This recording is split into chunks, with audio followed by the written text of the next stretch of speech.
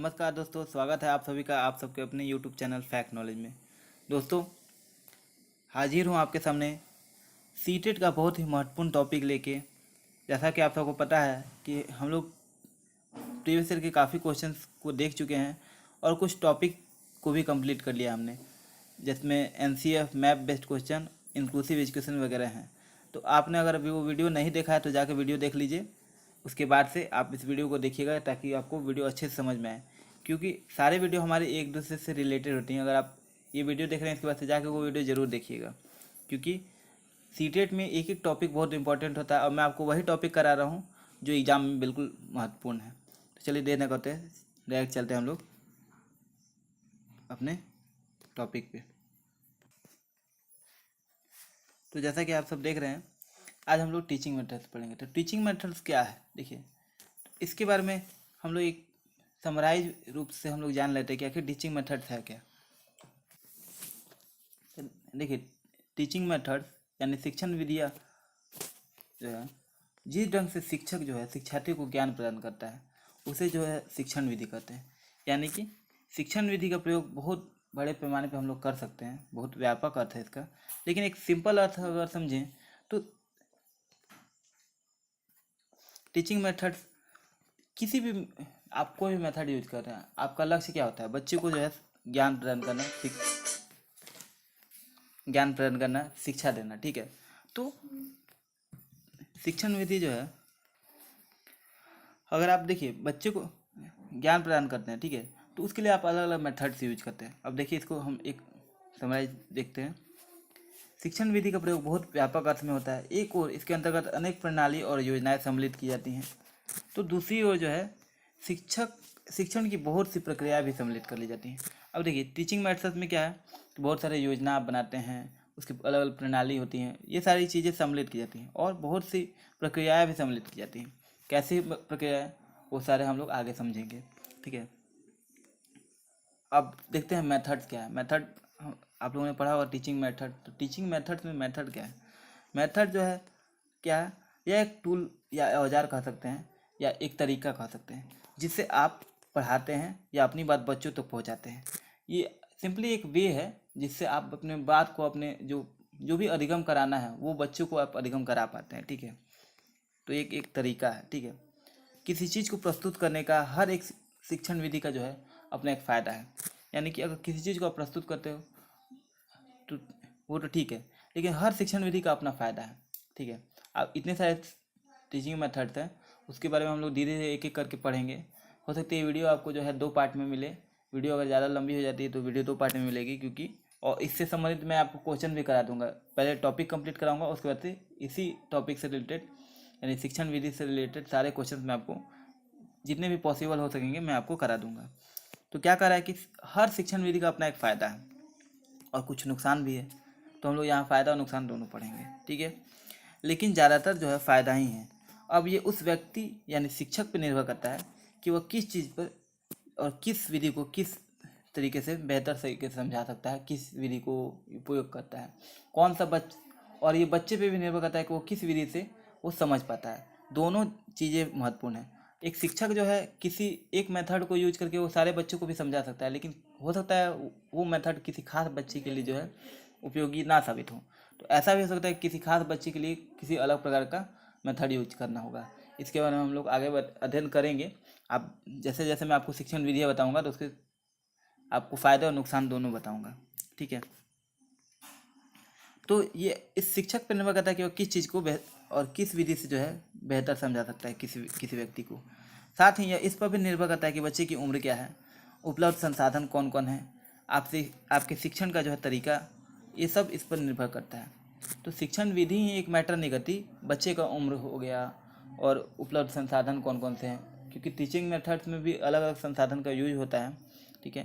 तो शिक्षण का तरीका इसी पर निर्भर करता है। यहाँ पे हम लोग जो है कुछ टीचिंग मेथड्स देखेंगे। तो क्या क्या टीचिंग मेथड्स हैं देख लेते हैं एक बार।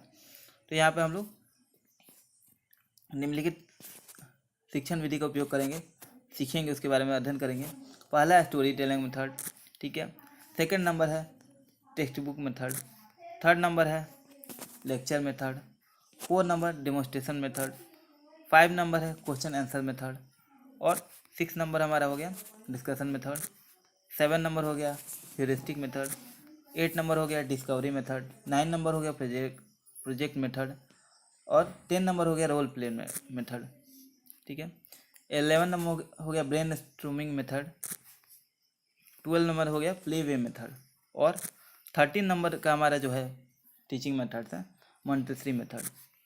अभी और भी मेथड्स हैं। मेथड पे आपको पूरा एक प्रॉपर आपको पूरे हफ्ते क्लास मैं ले सकता हूँ, और आपको जो है काफ़ी लंबे मैं एक मैराथन क्लास इस पे ले सकता हूँ। लेकिन बस वही बात है कि अगर आप लोग तैयार हो तो मैं सब कुछ करूँगा, ठीक है, मैं प्रोवाइड करूँगा। लेकिन वीडियो इसलिए मैं ज़्यादा लंबी नहीं कर रहा हूँ कि आप लोग में से बहुत सारे लोगों को जो है बोरियत होने लगती है, इसलिए मैं छोटी छोटी वीडियो आपको प्रोवाइड कर रहा हूँ, और शॉर्ट में जितना आपका काम हो जाए, ठीक है। हालांकि मुझे तो काफ़ी डीप में पढ़ना पड़ता है, और डीप में मैंने इसका अध्ययन किया हुआ है, क्योंकि आप समझ सकते हैं कि जब आपको एक टीचर मैंने देखिए कोई भी चीज़ पढ़ना है तो एक चीज़ मैं आपको बता देता हूँ।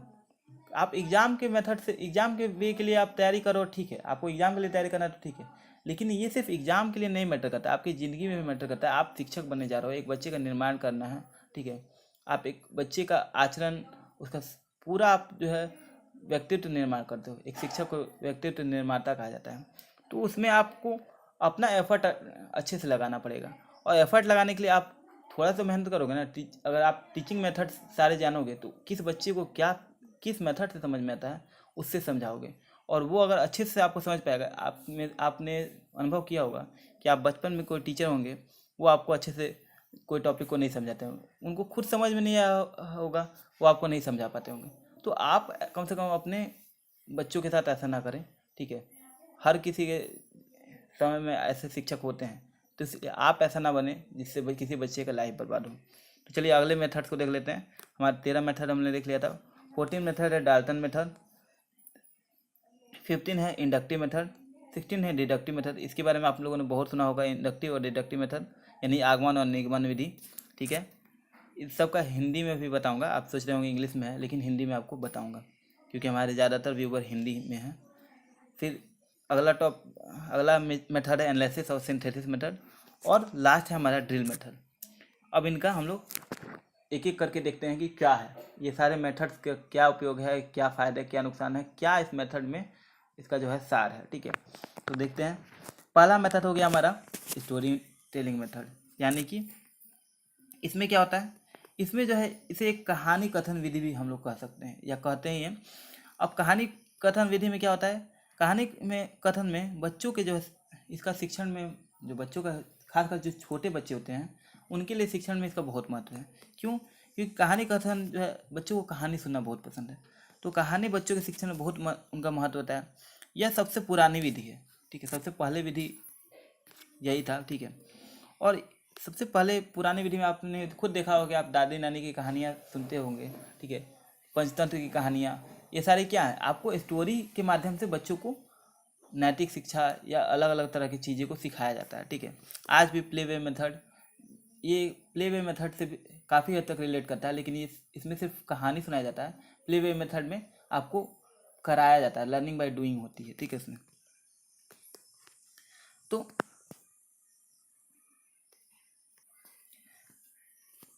ठीक है, तो कहानी बच्चों के शिक्षण में बहुत महत्व होता है। यह सबसे पुरानी विधि में से एक है। बचपन से ही बच्चों में कहानी के प्रति एक अलग आकर्षण होता है, लगाव होता है। आप सबने भी सुना होगा, आपको भी बहुत पसंद होंगे, ठीक है, अपने समय में। तो इसलिए हम बच्चों को बाल साहित्य के नाम पर कहानी की पुस्तकें देते हैं, क्योंकि वो कहानी के माध्यम से सीख सके।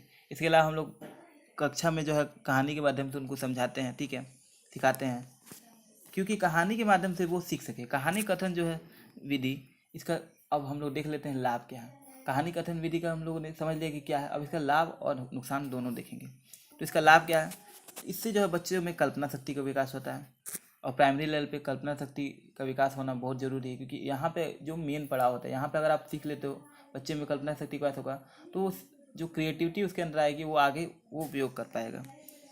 दूसरा पॉइंट है, इससे बच्चों में ध्यान केंद्रित करने की क्षमता का विकास होता है। क्यों? क्योंकि बच्चा जब आपका कहानी सुनेगा, ठीक है, या फिर कोई बुक पढ़ रहा है, स्टोरी का बुक पढ़ रहा है, तो वो एक कॉन्सेंट्रेट होकर पढ़ेगा। ऐसे कूदते फांदते पे तो पढ़ नहीं सकता है ना, या फिर कहानी तो नहीं सुन सकता ना, वो एक ध्यान केंद्रित करेगा, तो उसका जो है स्मरण शक्ति विकसित होगा, कोई भी चीज़ सुनने की कला का विकास होगा, ध्यान केंद्रित करने की क्षमता का विकास होगा। साथ ही इससे बच्चों में व्याकरण और शब्द भंडार जो है विकसित होता है। ठीक है, अगला पॉइंट हमारा, कहानियाँ स्वतंत्रता सेनानी, वैज्ञानिकों की जीवनी, महापुरुषों से संबंधित हो सकती हैं या विषय वस्तु को समझाने के लिए भी हो सकती हैं। अगला पॉइंट है हमारा, इसका क्या लाभ है, तो यह जो है शिक्षक केंद्रित विधि है। इसमें बच्चे भी एक्टिव हो सकते हैं तथा बच्चों के लिए यह बहुत ही महत्वपूर्ण होता है। ठीक है, बहुत फायदेमंद होता है। आप देखिए यहाँ पे आपने एक नया वर्ड सीखा, शिक्षक केंद्रित विधि। अब देखिए यहाँ पे मैं आपको यहीं पे मैं शॉर्ट में बताना चाहूँगा शिक्षक केंद्रित विधि क्या होती है और अध्यापक केंद्रित विधि। शिक्षक केंद्रित विधि या अध्यापक केंद्रित विधि या बच्चे के जो शिक्षार्थी केंद्रित विधि कहा जाता है जिसको, वो दोनों में क्या अंतर है। देखिए इससे सीटेट में बहुत सारे प्रश्न बनते हैं, मतलब अनगिनत प्रश्न बनते हैं। आप प्रीवियस ईयर के पेपर मैंने कराया है, आपने देखा होगा, और आगे भी मैं कराऊंगा ही, कुछ पेपर बच गए हैं वो मैं कराऊंगा।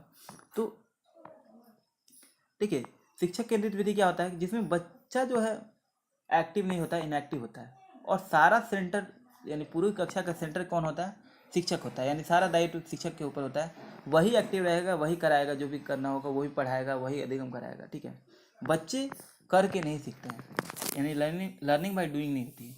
लेकिन अगर जब आप शिक्षार्थी केंद्रित विधि के बारे में देखोगे, उधर स्विच करोगे, तो वहाँ देखेंगे कि बच्चे जो है एक्टिव होते हैं। आप देखते हैं प्ले वे मेथड या प्रोजेक्ट विधि, ये सारी क्या है, शिक्षार्थी केंद्रित विधि, यानी बच्चे एक्टिव हैं, करके सीखेंगे।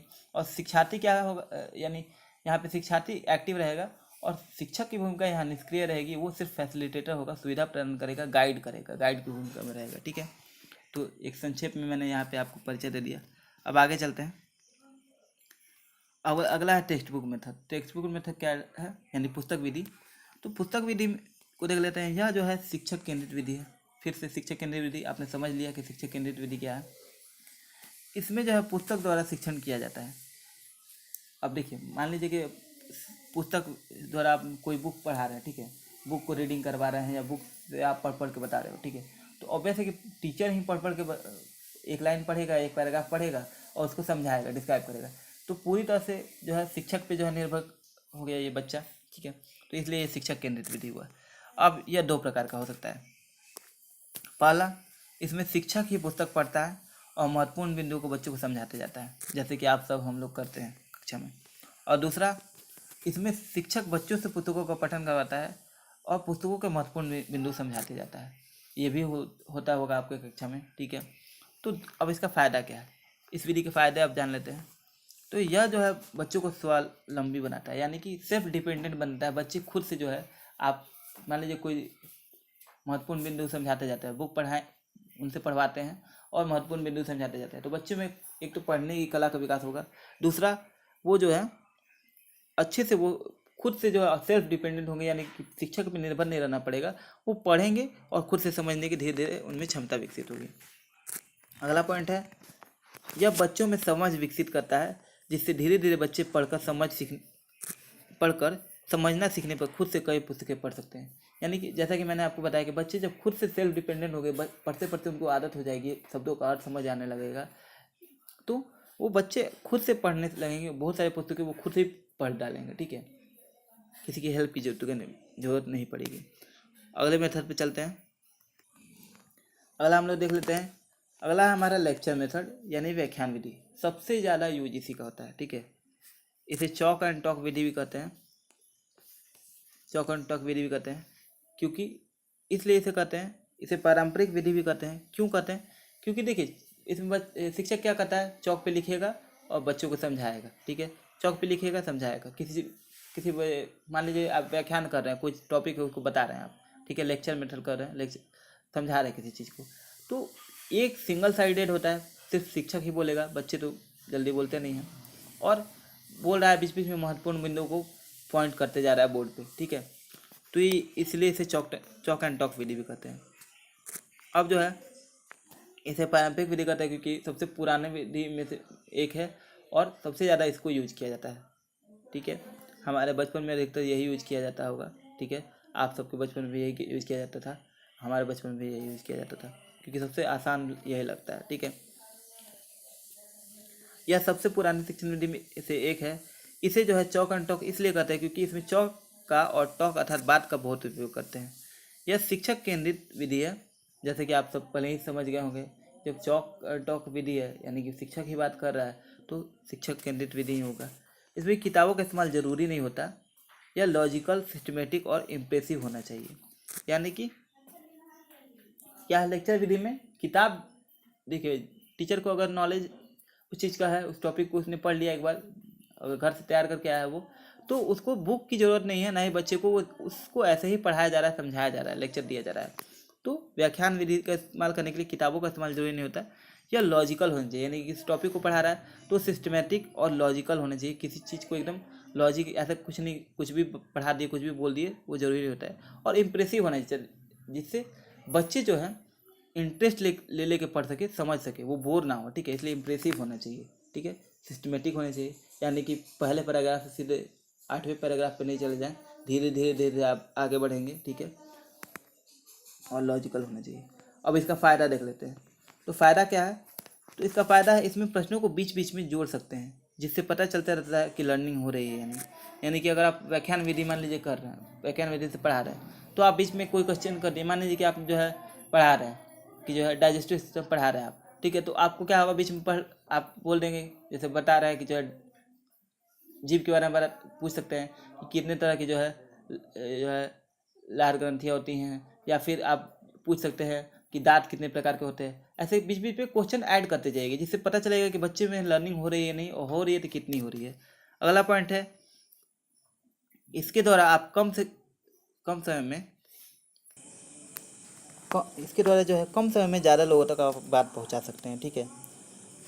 और क्या है इसका पॉइंट, इसका फ़ायदा क्या है? तो यह जो है सस्ता तरीका है शिक्षण का। जो भी ये तरीके होते हैं उसमें जो सबसे सस्ता तरीका कहा जा सकता है। इसमें कम संसाधन की ज़रूरत होती है। अब क्यों होती है, देखिए क्या है कि देखिए अब मान लीजिए व्याख्यान विधि है, तो आपको उसके लिए ज़्यादा सेटअप की ज़रूरत नहीं है, ठीक है। कहीं भी मान लीजिए आप देखते होंगे, खासकर सरकारी स्कूलों में यही यूज होता है, और जितने प्राइवेट स्कूल हैं वहाँ पर तो खैर काफ़ी अलग अलग मेथड्स टीचर यूज कर लेते हैं, लेकिन ज़्यादातर लोग जो है सरकारी स्कूलों में ऐसा यूज किया जाता है, ठीक है। जो खासकर जो स्टेट गवर्नमेंट के हैं, मैं सेंटर की बात नहीं कर रहा हूँ, स्टेट गवर्नमेंट के स्कूलों में यही यूज होता है अधिकतर, क्योंकि टीचर को ये आसान पड़ता है पहले तो, दूसरा ये सस्ता तरीका है, इसमें ज़्यादा सेटअप की तामझाम की जरूरत नहीं है, ठीक है। चौक एंड टॉक विधि है, एक बोर्ड है, एक चौक है, बच्चे बैठे हुए हैं, टीचर पढ़ा रहा है, ठीक है। अब इसका नुकसान देख लेते हैं। तो इसका नुकसान है कि ध्यान न देने पर यह बोरिंग हो सकता है। तो बिल्कुल जैसा मैंने आपको बताया था कि अगर आप इम्प्रेसिव तरीके से आप नहीं पढ़ा रहे हैं तो बच्चे जो है बोर हो जाएंगे, ठीक है। अगले पॉइंट पे हम लोग देख लेते हैं इसका। यह जो है लर्निंग बाय डूइंग के खिलाफ है, जो जॉन डूई ने दिया था।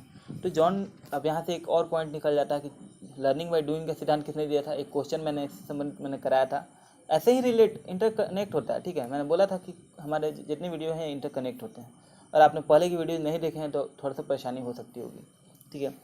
तो क्या है कि लर्निंग बाय डूइंग के खिलाफ है। अब यहाँ से एक और पॉइंट निकलता है कि लर्निंग बाय डूइंग का सिद्धांत किसने दिया था, जॉन डूई ने। अब ये क्वेश्चन आपको कभी भी एग्जाम में आएगा, यहाँ से आप फटाक से क्लिक करेगा दिमाग में कि किसने दिया था, तो जॉन डूई ने, फटाक से आप मार दोगे। दूसरा, ये जो है आपको पॉइंट में दे देगा कि क्या जो है इसका जो है फ़ायदा नहीं है, ऐसे करके क्वेश्चन दे देगा, ठीक है। तो ये लर्निंग बाय डूइंग के खिलाफ है। इसमें उसमें ऑप्शन में आपको दे सकता है कि लर्निंग बाय डूइंग के खिलाफ नहीं है, यानी कि लर्निंग बाय डूइंग को प्रमोट करता है, ऐसे करके दे सकता है, ठीक है ना। तो व्याख्यान विधि या लेक्चर मेथड जो है क्या करता है, आपको जो है लर्निंग बाय डूइंग के खिलाफ, यानी कि अब कहाँ आप समझ सकते हैं कि बच्चे कहाँ व्याख्यान विधि में कहाँ कुछ कर पा रहे हैं, सिर्फ टीचर एक्टिव है, ठीक है। यह शिक्षक केंद्रित है, ठीक है, शिक्षार्थी केंद्रित नहीं है। एक्टिव लर्निंग को प्रमोट नहीं करता, पैसिव लर्निंग होता है, ठीक है ना। व्यक्तिगत विभिन्नता का ध्यान नहीं रखता, ठीक है। यानी कि अलग अलग बच्चे जो अलग अलग प्रकार से सीखते हैं, कोई स्लो लर्नर हुआ, फास्ट लर्नर हुआ, एक्टिव बच्चा हो गया, या फिर जो है उसको क्या कर सकते हैं, जो सेंसिटिव बच्चा हो गया, जो है गिफ्टेड चाइल्ड हो गया। ये सारे बच्चे जो हैं उनको जो है श्रवण संबंधी जिसको समस्या हो गई, ठीक है, तो उनको जो है उनका ध्यान नहीं रख सकता, ठीक है। यानी व्यक्तिगत विभिन्नता का जो है ये ध्यान नहीं रखता, अर्थात सभी लर्नर की जो है रुचि का ध्यान न रखकर सबको एक ही तरीके से संबोधित करता है, एक ही तरीके से ट्रीट करता है।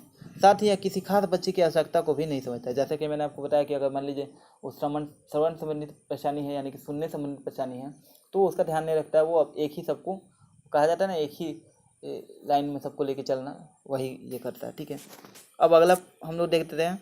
अगला विधि क्या है? डेमोन्स्ट्रेशन विधि। तो डेमोन्स्ट्रेशन विधि जो है, अब डेमोन्स्ट्रेशन विधि यानी कि जो प्रदर्शन विधि कहते हैं, ये इसके बारे में हम लोग देख लेते हैं कि इस विधि का जो उपयोग होता है वो संसाधन कम होने या उपलब्ध न होने पर किया जाता है, या कहीं जाने या करने पर बच्चों को खतरा होता है, अगर मान लीजिए तब होता है। मान लीजिए जैसे, ठीक है, जैसे कि अब आप सोलर सिस्टम के बारे में पढ़ाना है, ठीक है ना, तो सोलर सिस्टम में बच्चों को लेके तो नहीं जा सकते हो ना, ठीक है, तो डेमोन्स्ट्रेशन आप करके दिखाओगे, ठीक है।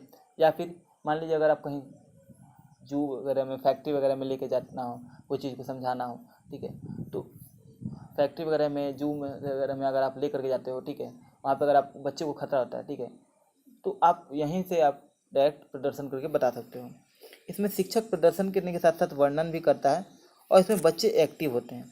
जैसे सोलर सिस्टम आप पढ़ा रहे हैं तो चित्र का प्रदर्शन कर शिक्षण करना, ग्लोब, जल चक्र इत्यादि का प्रदर्शन, यानी कि अब आप जल चक्र को जा करके आप दिखा नहीं ना सकते हो, या फिर अब सोलर सिस्टम है तो आप सोलर सिस्टम में लेके तो नहीं जाओगे अंतरिक्ष में, तो बच्चों को यहीं पे चित्र के माध्यम से प्रदर्शन करके आप समझा सकते हो। इसमें बच्चे भी एक्टिव होंगे, और शिक्षक जो है तो शिक्षण का तरीका ये है कि उसका, जैसे कोई चित्र दिखा रहा है तो उस चीज़ दिखाएगा, प्रदर्शन करेगा, साथ साथ उसका वर्णन करेगा स्टेप बाय स्टेप, तो बच्चे अच्छे से सीख पाते हैं। तो अगला है हमारा है क्वेश्चन आंसर मेथड, और इसको जो है हम लोग अगले वीडियो में देखेंगे, नेक्स्ट वीडियो में, क्योंकि वीडियो ज़्यादा लंबी हो जाएगी तो आप लोग को बोरियत होने लगेगा, और आप लोग बोर हो जाते हैं, वीडियो को छोड़ के चले जाते हैं। तो मैं ऐसा नहीं चाहता कि आप जो है, मैं चाहता हूँ सभी जो है अच्छे से पढ़ें, ठीक है, वो कहा जाता है ना, सब पढ़ें सब बढ़ें, वही वाला मेथड मैं इस्तेमाल करना चाहता हूँ। वीडियो पसंद आया हो तो वीडियो को लाइक कीजिए, और आपको जो है टॉपिक्स पसंद आ रहा हो, मैं कोशिश कर रहा हूँ कि आपको ज़्यादा से ज़्यादा टॉपिक एक ही जो है मैं करा दूँ, ठीक है, क्योंकि आपको अगर ज़्यादा टॉपिक कर लोगे तो आपको सीटेट का जो एग्ज़ाम होगा, ठीक है, उसमें आप ज़्यादा स्कोर कर पाओगे। मैं क्वेश्चन तो मैं बहुत करा चुका हूँ, लगभग आपको जो है क्वेश्चन आंसर की वीडियो काफ़ी करा चुका हूँ, 150 से ऊपर क्वेश्चन के वीडियो मैं उपलब्ध करा चुका हूँ, लेकिन मैं अब टॉपिक भी आपको काफ़ी कंप्लीट करा रहा हूँ, जिससे कि जो है, और मेरा तरीका आपको कैसा लग रहा है पढ़ाने का ये भी बताइए, कि मैं आपको टॉपिक कराता हूँ, उसके बाद से उसी टॉपिक का क्वेश्चन भी करा देता हूँ, जिससे कि आपको कोई कन्फ्यूजन ना रहे कि इससे क्वेश्चन एग्जाम में कैसे बनते हैं, ठीक है ना, और आप एग्जाम में बेस्ट करके आओ। मेरी शुभकामना यही रहती है आप लोगों के साथ कि आप लोग बेस्ट करो, इसलिए आपके लिए क्यूज के का प्रबंध किया गया है। पहले आपके वीकली टेस्ट होते थे, अब आपको डेली क्यूज मिल रहा है, जैसे कि आप सबको पता है कि डेली क्यूज मिल रहा है, पर डे के हिसाब से क्यूज मिल रहा है, अलग अलग सब्जेक्ट के क्वेश्चंस कम ही होते हैं, लेकिन वो क्यूज है, तो आपको क्षमता को परखने के लिए कि आपने कितना लर्निंग किया है, तो क्यूज होता है। आप जाके डिस्क्रिप्शन में लिंक दिया होता है, जा करके चेक कीजिए और जाइए वहाँ पे क्विज अटैम्प्ट करिए, ज़रूर कीजिए, ठीक है। दूसरा, हमारा जो वेबसाइट पे विजिट कीजिए, वहाँ पे बहुत सारे स्टडी मटेरियल है, वहाँ से आप बहुत सारी चीज़ों को पढ़ सकते हैं, अलग अलग क्विज हैं, क्विज अटैम्प्ट कीजिए, ठीक है। और टेस्ट सीरीज जितने हैं अगर आपने दे दिया है तो दोबारा अटैम्प्ट करके अपनी क्षमता परखिए, ताकि आप एक बार मान लीजिए आपने गलत कर दिया, दोबारा अटैम्प्ट कीजिए, ताकि आप देख सके कि जो है हाँ, दोबारा तो कम से कम मान लीजिए कि टेस्ट सीरीज 1 या 2 आपने जो है बहुत पहले दिया होगा, अभी अगर आप जाकर दोबारा अटैम्प्ट करते हैं, उस टाइम मान लीजिए आपका 10 क्वेश्चन था, आपने जो है 8 सही किया था, तो अभी जाके अटैम्प्ट कीजिए कि इतने वीडियो देखने के बाद से में कितना इंप्रूवमेंट हुआ है। आप अब दे रहे हो तो 10 में 10 सही कर पा रहे हो या नहीं कर रहे हो, ठीक है। तो ये चीज़ें आपको करते रहनी चाहिए, जितना प्रैक्टिस करोगे, कहा जाता है ना प्रैक्टिस मेक परफेक्ट, जितना प्रैक्टिस करोगे उतना ही निखर के सामने आओगे, ठीक है। तो मिलते हैं अगली वीडियो में। वीडियो पसंद आए तो वीडियो लाइक जरूर कीजिएगा और अपने फ्रेंड में शेयर कीजिएगा। इजाज़त दीजिए, नमस्कार, जय हिंद, वंदे मातरम, भारत माता की जय।